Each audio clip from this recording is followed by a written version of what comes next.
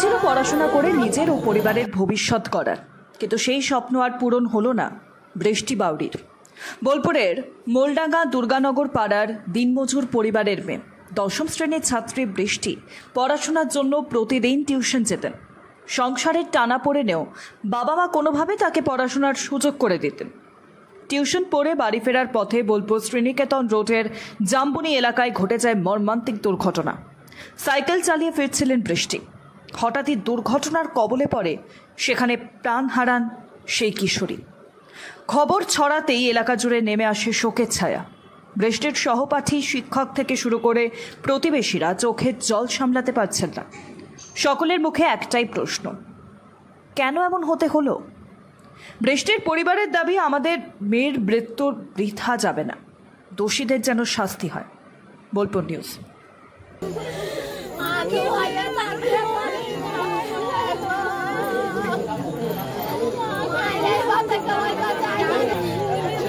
প্রতিদিন টিউশনে যেতাম, প্রতিদিন 4টার সময় যেত, 7:30টায় ঘর আসতো। এবছর তো মাধ্যমিক পরীক্ষায় বসতো, এবারে বসতো, ওই জন্য হয়তো মাস্টার বললো যে 2 বেলায় টিউশনে পড়তে এসো, ওই জন্য 2 বেলায় যেত। আমি মানা করতাম, মা তোমরা কি জানবে? তাই বলছি, মা তোমরা কি জানবে আমি পরীক্ষা দেবো এবারে। মেয়ে বলতো পরীক্ষা দেবো, আমি এবারে পরীক্ষা দেবো, মা আমি টিউশনে যাবো, মা আমাকে যতই মানা করো আমি টিউশনে যাবো। সন্তানের শোক একজন বাবা মায়ের পক্ষে মেনে নেওয়াটা একেবারেই খুবই কঠিন। সেই সান্ত্বনা আমি একজন মা হিসেবে দিতে পারবো না।